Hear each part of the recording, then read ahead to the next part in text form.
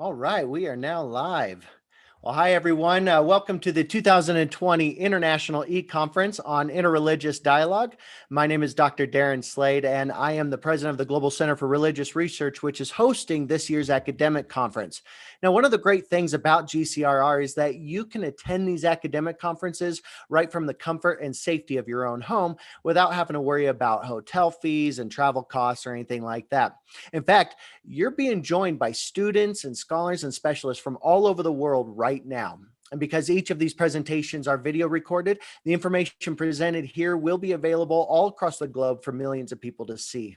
Now, for those of you attending live, as you listen to each of the presentations, feel free to use the Q&A button at the bottom of your screen to ask your questions. Our speaker will do their best to answer them at the end of the presentation. And with that said, I'd like to introduce you to my very good friend and the next presenter, Elad Ben David, and allow me to share my screen so I can give a proper introduction. Now, Elad's presentation today is called Interreligious Dialogue as Promoting Islam in Post 9/11 America. Now, Elad is a PhD candidate in the Department of Middle Eastern Studies at Bar Ilan University in Israel. His research deals with the concept of dawah in America, and he's also a researcher at the Middle East Social Media Center at Tel Aviv University. So, Elad, thank you so much for being here. You have the floor, sir. Thank you. So, hello everyone. I'm glad to be here with you today. So, my name is Elad, and I'm a PhD candidate from Israel in Islamic Studies. My thesis research is about the doctrine of Yasir Qadhi as a case study to Islam in America. Just a second, I will share my presentation.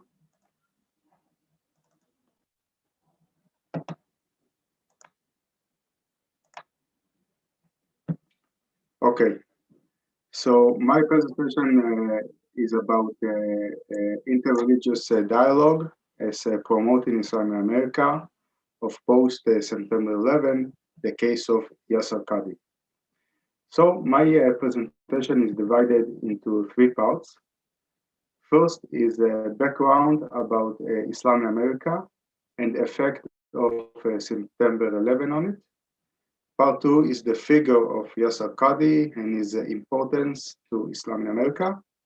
And the last part is the interfaith examples Qadhi uses to promote Islam in America and to strengthen the Muslim identity.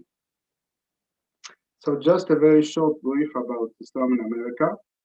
Islam in America is considered the third biggest religion after Christianity and Judaism, and consists by a few research center 1.1 of the total population, which means something about 3.5 million. John Esposito, which is one of the senior researchers about Islam in America, even predicted in one of his books, as you can see, Muslims on the Americanization path, that in the first part of the 21st century, Islam will replace Judaism as the second religion in the United States. As for the demographics about Muslims in America, you can see that the biggest group is from South Asia. After that is Arab Muslims, and after that is Afro-American Muslims, and the rest are usually Christian converts and other branches of Islam. Interreligious dialogue of Islam with Christianity and Judaism in America is a phenomenon that started to increase after the September 11 attacks. Before the attacks, the American Muslim community was considered remote, passive, and socially divided in many aspects, such as religion, politics, culture, and especially within the immigrants and Muslims, who used to be a very apolitical group that rarely voted. But after post-September 11, the waves of Islamophobia and the hostility towards Islam and Muslims caused the American Muslim community to realize that in order to protect the religion and their name, they must enhance their social integration and break through its social loneliness that characterized the community. They understood that they need their voice also to be heard in the politics and in the media. So in this manner, activities of building bridges between communities started to take place, such as the cooperation of the Afro-American community and the Asian immigrants, joint social demonstration, and also action on the political aspect. Out of this activity was elected the first Muslim Congress member, Keith Ellison, in 2006. An essential part of this activity considered a vast interfaith discourse of Islam with Christians and Jews that exists until today. The interfaith dialogue occurs in Islamic conventions, churches, Jewish temples, university schools, such as this one that took place 2 years ago in Dallas, featuring Imam Omar Suleiman, Rabbi David Stern, and St. Michael Rector Chris Girata. So the interfaith dialogue helps to promote Islam in America for one main reason. It encourages American Muslims to present Islam positively, which manages to expose Islam to a diverse audience of non-Muslims and open an interfaith discourse with other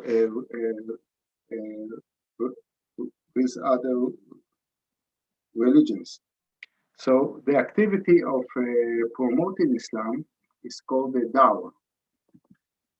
Dawah, the word dawah comes from the Arabic word, which means daw, which means to invite, to call. Dawah is an activity of spreading Islam or calling others about it, which is considered one of the essential activities in Islam. Its primary purposes are guiding Muslims on the right path and attracting non-Muslims to embrace Islam. So the action of interfaith dialogue is also well combined in the activity of dawah. Okay, so now we go into the second part of the presentation, which is the figure of Yasir Qadhi. So Yasir Qadhi was part of this generation of young Muslim preachers that saw September 11 as a wake-up call for the American Muslim community and the need to bolster the interfaith dialogue to assist Islam to flourish while being a part and parcel of the American fabric culture. So a little bit background about him. Sheikh Dr. Yasir Qadhi is considered one of America's most prominent Muslim speaker and public figure. He was born in Texas to Pakistani immigrants, did his bachelor degree in chemical engineering, and after that he continued to a more Islamic profession. He moved to Saudi Arabia and did another BA and MA at the Islamic University of Medina. Back then, Qadhi was considered a radical Muslim with extreme views such as his poignant attacks towards the Shia movement and the Holocaust denial. However, after he returned back to America and did his PhD at Yale University in religious studies from 2005 until 2013, he updated most of his extreme views and explicitly distanced himself from fundamentalism. Since then, he has been calling to reform the Salafism movement. Salafism is considered a harsh interpretation of Islam from its conservative form. Like he said in one of his interviews, that he has grown out of the movement. the Salafism movement, which for him Salafism does not confront successfully modern challenges. So Yasir Qadhi for almost 15 years has been considered one of the more prominent in the US. He's committed to adopting Sharia, the Muslim law, to modern challenges, calls on to followers to donate to social causes, and takes innovative stands on complex issues such as Muslim apostates, tolerance of Muslim of LGBT, and American patriotism. One of Qadhi's main goals is to temper the Islamic identity and the American identity in a secular democracy such as the US. Due to those attributes, he was described by ISNA, the Islamic Society of North America, as one of the few people who has combined traditional seminary with Western education. Okay, so now we go to the last part of the presentation, in which I will show you examples how Qadhi uses this interface system. So just to taste the attitudes of Yasir Qadhi, we can see from his open perspective, referring to his biggest role model regarding interface, the South African Archbishop Desmond Tutu. Yasir Qadhi says in one of his conferences at Howard University 6 years ago that he admired very much Tutu, and Tutu is his biggest role model regarding interface. So I will show just a 1 minute video just to visualize for you Yasir Qadhi's character.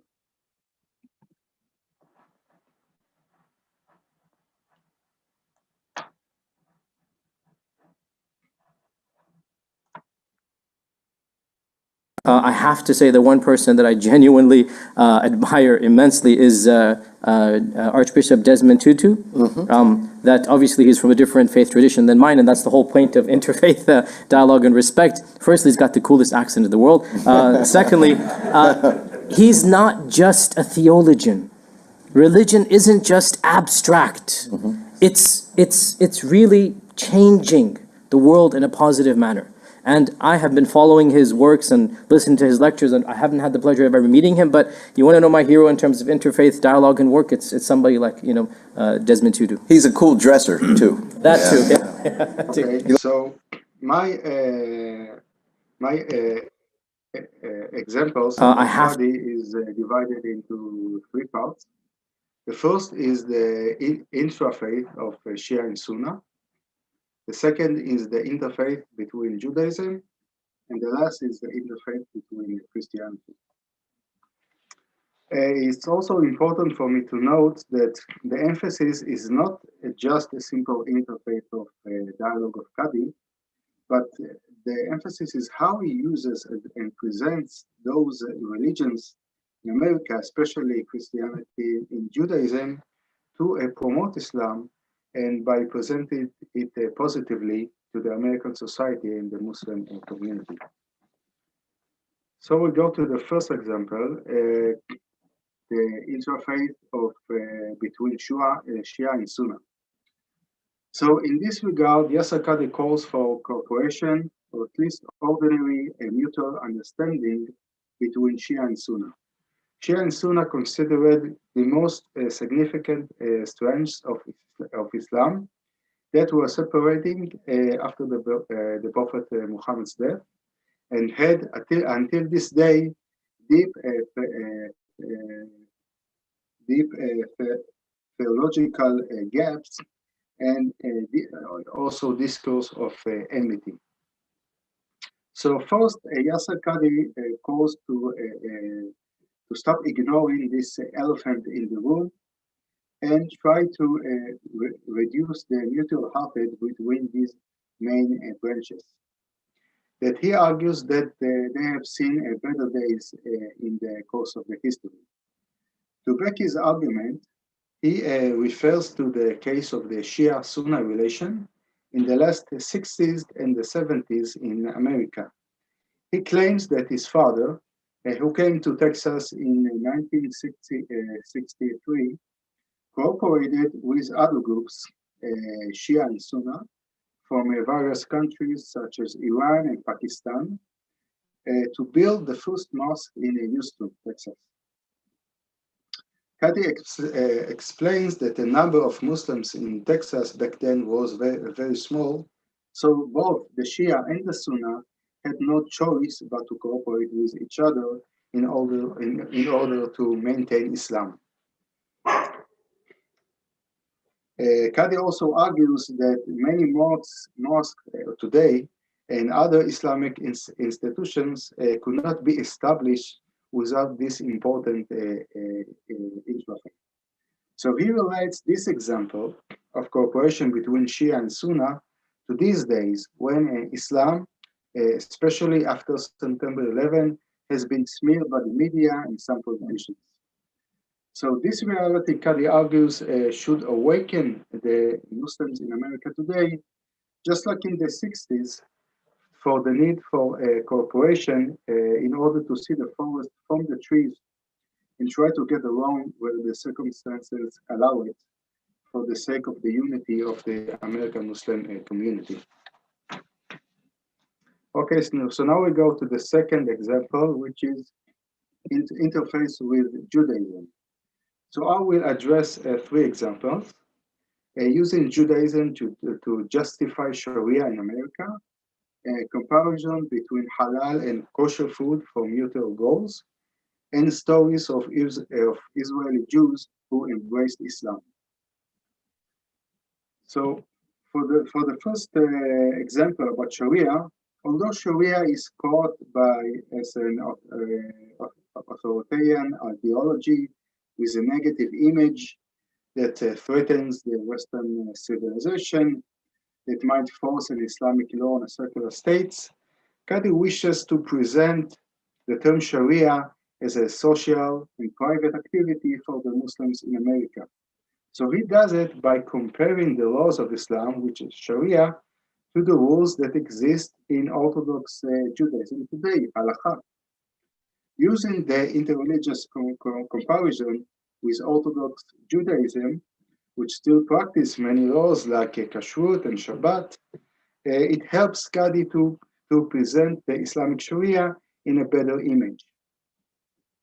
By this, Sharia is presented as just another religious system that wants to practice its religious commands, just like the Jews in America can do it freely. So in this comparison, Qadhi also asked to put Islam in the same line as other mainstream religions in America, like Judaism, Christianity, out of the goal to grant Islam a sense of partnership and to erase the so-called negative image that its system of law, Sharia, has. As for the second example about kosher and halal food, in this example, Qadhi uses Judaism for mutual challenges. So in an article that he published in 2012, is Kosher Meat Halal, a comparison of the halachic and Sharia requirement for animal slaughter. So he addressed these religions' reality in consuming halal and kosher food, and addressed similarities between them, such as the prohibition to consume animals like carrion or swine, and also the similarities the similarities between them, such as in the case of slaughter.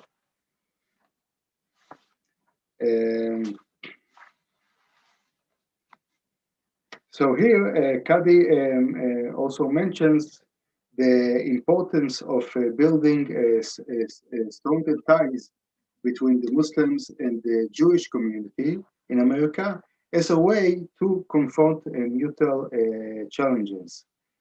As he wrote in this article, in the end, it's important that stronger ties be developed between observant Muslims and Jews so that we can benefit from each other's experiences, unite against Islamophobic and anti-Semitic efforts to ban ritual animal slaughter. So as we can see, Qadhi uses this comparison to better Islamophobia. As for the third example, using stories of Israeli Jews, in this example, Qadhi talks about Israeli Jewish people. Some of them considered the Orthodox, even ultra-Orthodox. They decided, despite the difficulties, to convert to Islam. So using this rare Jewish phenomenon, Qadhi wishes to cause American Muslims who were born as Muslims to appreciate their religious identity and to be proud of it, which can benefit the continuation of Islam in America. Also, it seems that by these examples, Qadhi presents Jewish people and even Israeli who consider it a Zionist, which is usually negative among Muslims, out of the dichotomy of black and white, and creates a positive aspect of solidarity that not all Zionist Jews are bad in things in that manner. Okay, so now we go to the interreligious with Christianity. I addressed 3 examples. Initiative cooperation of mosques and churches, using the case of Christian fundamentalists to strengthen Muslims, and supporting the Occupy Wall Street movement to better the image of Islam. So, as for the first example, Qadhi supports and even participated in a cooperation between his mosque in Memphis, Tennessee, with the local church. Together for a couple of years, they had a program of feeding the homeless and helping the older people for food supply. Cooperating with the church helps Qadhi to bolster Islam's social side, which most Americans are not aware of it. Most people associate Islam with a jihad action or hijab, the headscarf for women, but presenting Islam as a religion that cares for other people, so by that it creates a potential of solidarity with other Americans. As for the second example, using the case of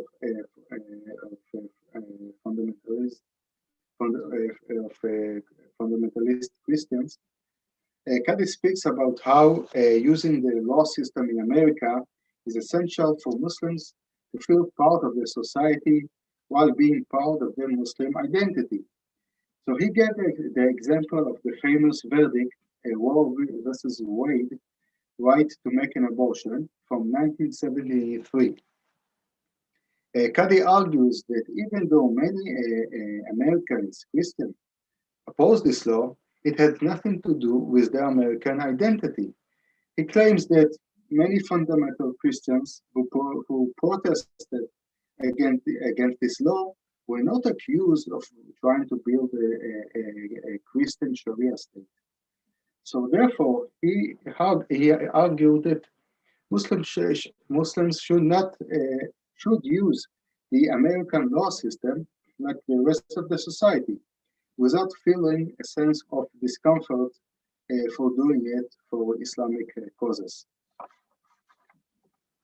As for the last example, supporting the Occupy Wall Street movement, this example may be different from the others because it's not specific to the Christian people or to the religion of Christianity, but it speaks to the fellow American society as a whole, which is still the predominant culture.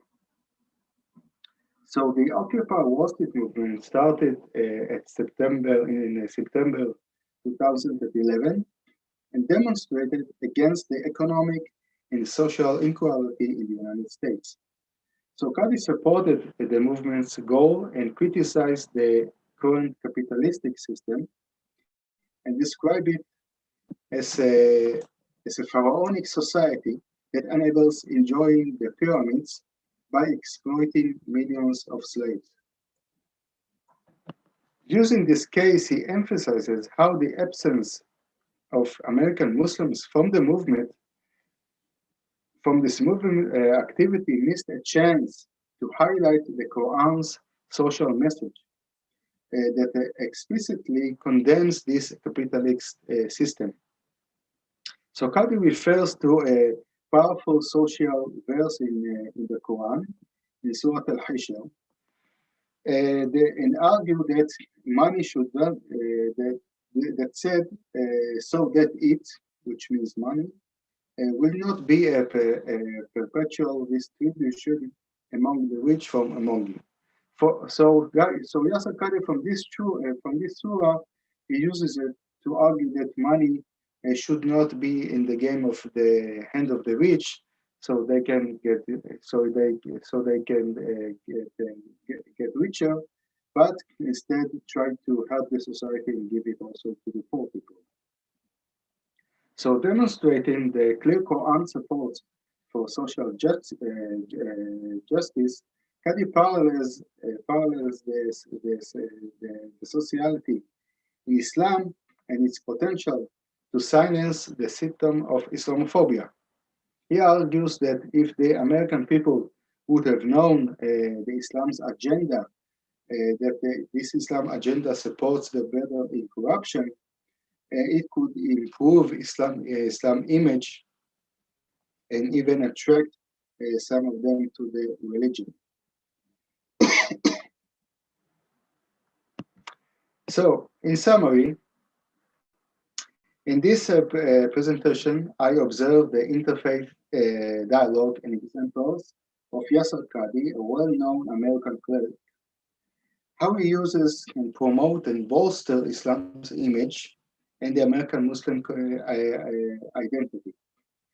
This phenomenon of interfaith was pushed by the catastrophe of September 11 and highlighted the importance that Islam should not exist in America as a foreign religion, but as a religion which is connected to the life and to the society around it. So Yasir Qadhi is one of the big supporters of this activity, hopes that Islam in America would learn and take the pros from every religious group so that Islam will continue to grow and deepen its roots in American society while preserving the fundamental principles of Islam. Thank you very much. Elad, thank you so much. Hey, real quick, is your dissertation predominantly about Yasir, or is it about Dawa in general? About Yasir Qadhi. Oh, okay. It is about him. Is it fair to say that he is wanting to engage in interreligious dialogue so that he can advance Islam in America and gain converts to Islam? Is that fair to say?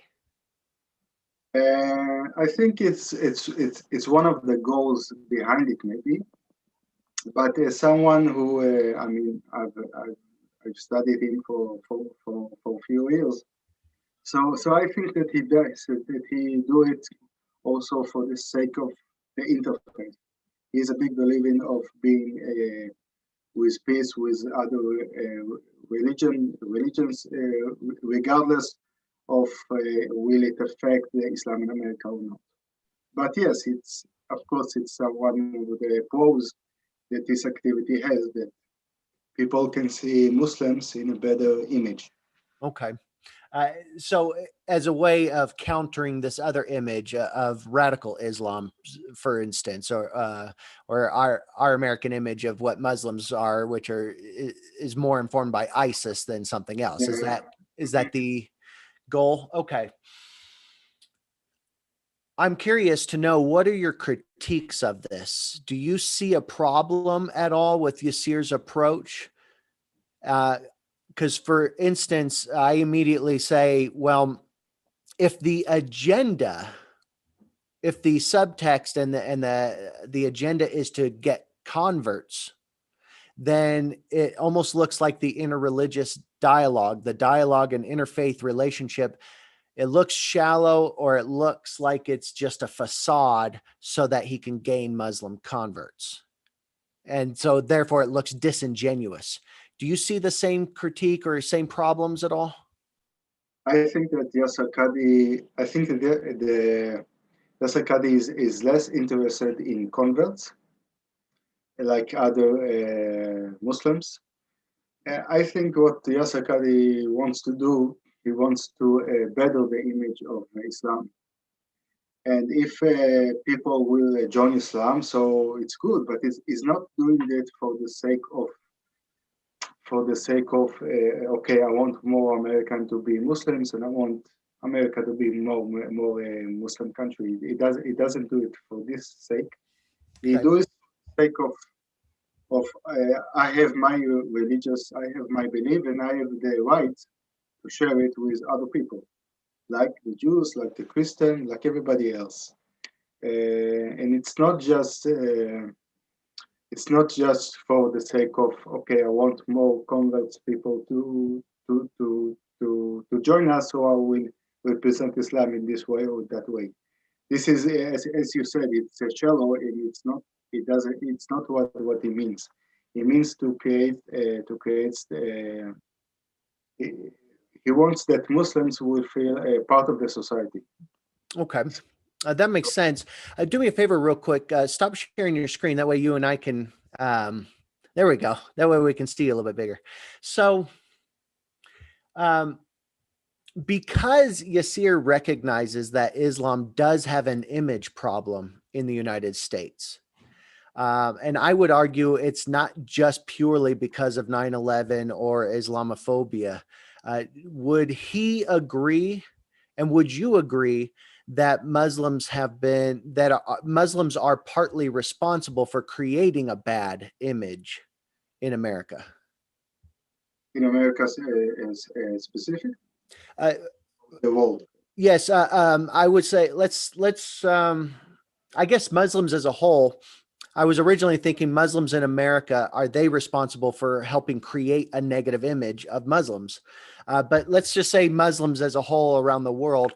Do they hold some responsibility for having a bad image? Yes, of course. Yes, Qadhi always said about terror acts that the terrorist makes. If we can refer to what happened in France a month ago, 2 months ago. So he said that what those terrorists do hurt even hurt the image of Islam, even if more than the West attacks about Islam. So in this regard, he doesn't, try to wipe it out, but he does. He wants to. Yasir Qadhi wants to create an American Islam, and by creating an American Islam, you need to silence the voices outside of America. You need to silence those radicals out of America that they will not affect the Muslims in America. So someone will go to an American Muslim and will say to him, "See what the Muslims in the Middle East are doing." So Yasir Qadhi say that it's not of their business, of the American Muslims, to be responsible about what other Muslims in the world are doing. Their business is to practice their religion, and if some radical Muslims in America do something, so it's the problem. But if some Muslims around the globe are doing it, like ISIS, like Al Qaeda, so it's not the problem of the American Muslims. Like everybody trying to put all Muslims in one. Right, generalize about everybody. Absolutely. And I remember one time reading a text on Islam, and the author had written, there are just as many versions and varieties of Islam as there are Muslims in the world, meaning you guys are not monolithic. You're not all one mind. And I think that's an important point to make. I'm wondering here, when you describe American Islam, that makes it sound like an Americanized version of Islam. Is that what he means? A version of practicing Islam that has assimilated American culture? Yeah, in some part, this is one of his problems, that he tried to temper between the Islamic identity and the American identity, because it also leads to secularism, to American Muslims who wants to leave Islam, who have Right. doubts about Islam. So the temper is very delicate. But what he wants to do, if you, I'm sure that you have heard about Tariq Ramadan in France, in Europe. Tariq Ramadan is a well-known Muslim scholar. So what I think that Yasir Qadhi wants to make Tariq Ramadan wanted to make a European Islam. So Yasir Qadhi wants to make an American Islam. He wants that a Muslim would feel that America is their home and not Pakistan or the Middle East. Okay, so he does. He is definitely promoting a more assimilation approach, um, which I think would be a huge help to decrease some of the stigma around Islam, because I think for a lot of Americans it's still very foreign and still very suspicious, if you will, just because it looks so different and unusual to what we're used to. Yeah. If you open up your Q&A box on your screen, I presume you have that function. One of our attendees asks, what improvements do you believe Yasir could make to his approach? And what do you see him promoting or pursuing in the future?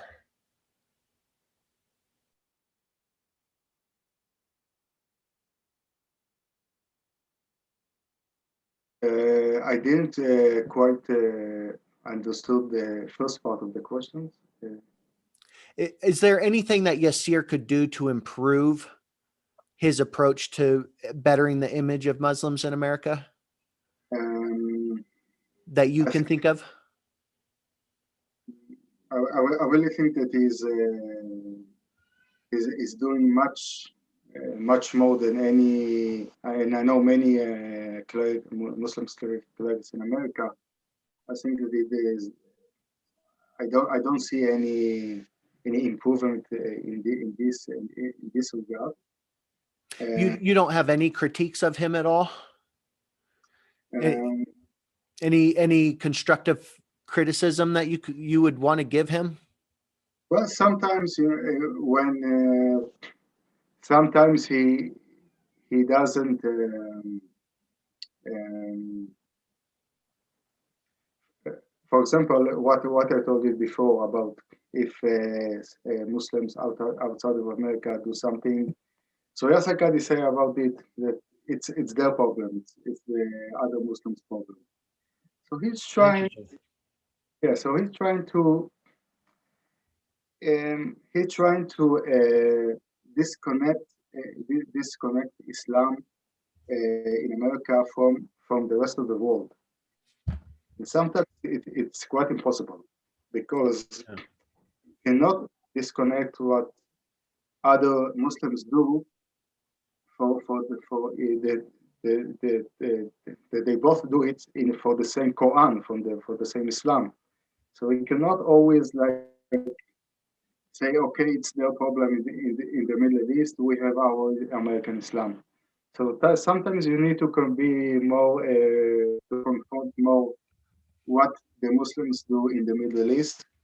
And this is something that I think I've seen it in his speeches in the last few years, and not just him. More people, more American Muslims, clerics have started to be more open and have the courage to criticize what the other Muslims in the Middle East are doing.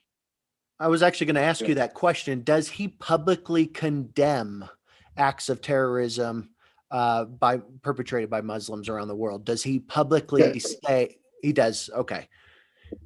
100%. Okay. And then the second part of that, what was that, Elad? No, so he even had an interview with Fox News about ISIS, and he said quite clear, crystal clear, that he's against any act of terrorism. Well, I think it's an important thing for the Muslim community to hear. This is something that, well, definitely people in my communities have been shouting for quite a while, is we don't feel like we see enough public condemnation, not just by Muslim leaders, but by the Muslim community in general. We feel like we don't hear enough public condemnation of it. And now, regardless of whether you guys really are being very vocal and public about it, we're not seeing it and hearing it. This is the problem. Yeah, and I think that would really help improve Muslim American image here in America, is if we heard the Muslim community be far more vocal and loud about it. But let me turn back to the first. Yes, Yeah, go ahead. I just have a little story about it. I was in America a few years ago, and I met an American, and we talked, and he told me that he was disappointed that after September 11 attacks, he didn't hear any condemnation of Muslims. So I did my own research about it. I found many condemnation of Muslims, but the problem is that in order to hear or to see those condemnations, you have to do research. You don't like open up your TV and you see it. This is the problem. Yes. Yes, I don't think the Muslim community is completely to blame in that regards, because I do think that there are some communities that are being very vocal in their condemnation, but are not getting the airtime. They're not getting the publicity. Well, let me return back to the first question. The second part of that question is, what do you see Yasir promoting or pursuing in the future? So does he have any large scale projects or anything that he's working on? I know that he's working on, as I was talking about American Islam, he wants that the new generations of clerics will not have to go to Saudi Arabia or to Egypt to study about Islam and then come back to America. He wants that the study of Islam, the real study about how to become an alim, will be inside of America. So Muslims will not have to flee and then come back. So he wants to create America into a country that can bolster Islam, not just in the general aspect, but to promote people to be experts about it. I hope I made it clear. That's interesting. Okay. It sounds like he's trying to get a lot of a top-down effect where he's trying to disseminate these better strategies to the larger community of Muslims. Okay. Valerio Marconi is in attendance, and he says that he thinks that Qadhi's use of comparison is interesting as a communication strategy. He asks, is it just a good way to create social conditions for dialogue, or can it be a proper model of organizing dialogue? And Dr. Marconi, I may ask you to clarify and elaborate on your question there, because I'm not sure I understand the distinction you're making between creating social conditions versus organizing dialogue.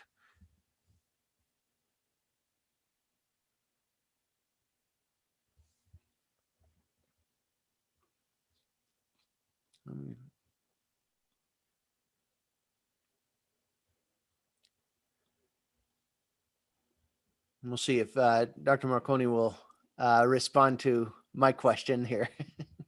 Okay. And while we're waiting for Dr. Marconi to clarify, oh, here he goes. He says, by organizing, I meant a model concerning how dialogue should take place. So Is Qadhi's comparison a good way of creating the conditions for dialogue, or is it just a model for how dialogue should happen once it starts?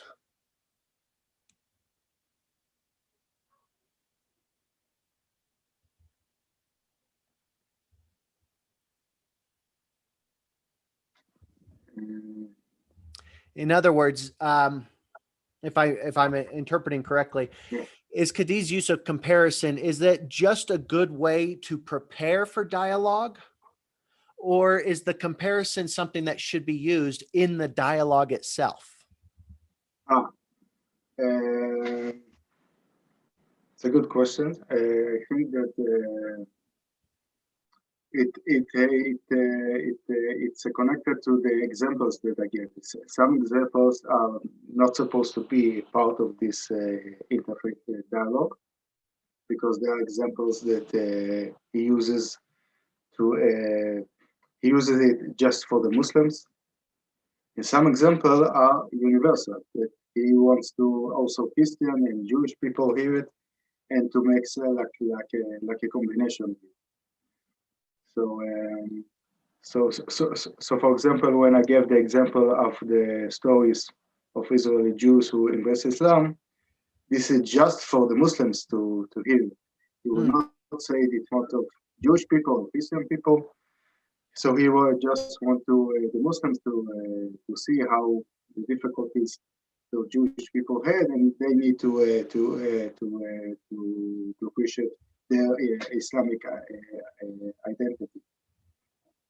Okay, that's But in other examples, like the Occupy Wall Street, for example, which I said it wasn't just for the Christian people, but in this example of the social example, let's say it, so I think that Qadhi also speak to the whole group of people, Jewish people, Christian people, Muslim people, to be a part of this fabric, social fabric, which is called America.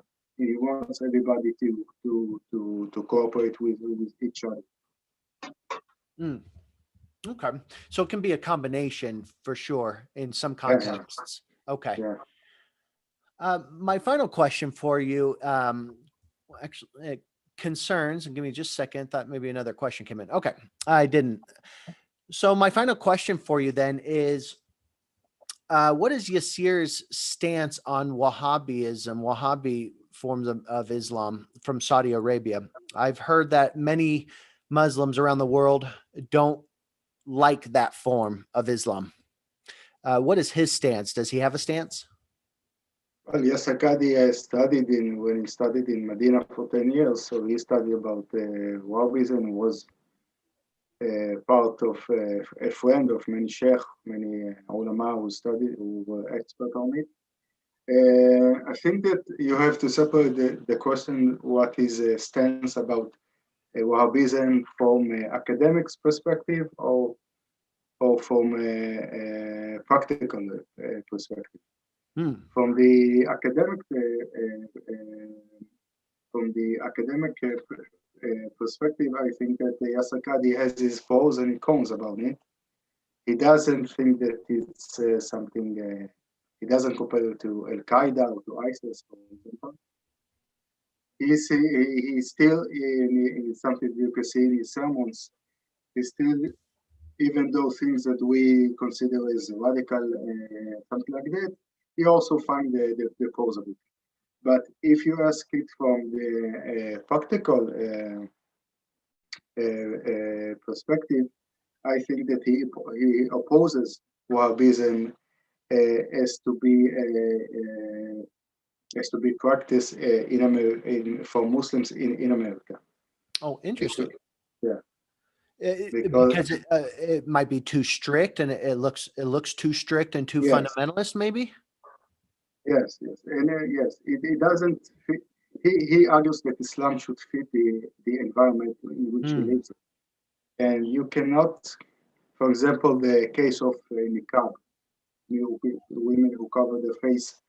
So he thinks that Islamically, yes, it's women should do it, and it's written in Islam, but he doesn't advise Muslims in the West not just America, in the West, to do it, because he argues that it can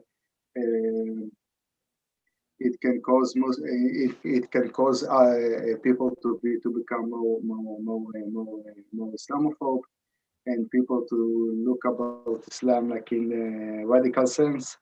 So he he doesn't support it too much in the West. But if you ask him as an academic, as an Islamic expert, so he will support it, and he does it a lot with this confusing stuff. Interesting. Yeah, there does definitely seems to be a contradiction, and I can hear him getting a lot of flack for doing that too. All right, wonderful, Elon. Thank you so much for this presentation. I really appreciate you coming on and doing this for us. I do want to say thank you to everybody who attended. And we do have some more presentations today, and of course a full day of presentations tomorrow. So I hope I see you there. Thanks for coming out and supporting us. Elad, I'll give you the last word. Okay, thank you very much. It was a pleasure for me to participate here in this presentation. And I really think in a genuine perspective that Yasir Qadhi, like some of the other modern Muslim preacher, can really build a sense of partnership between Judaism, Islam, and Christianity that we can all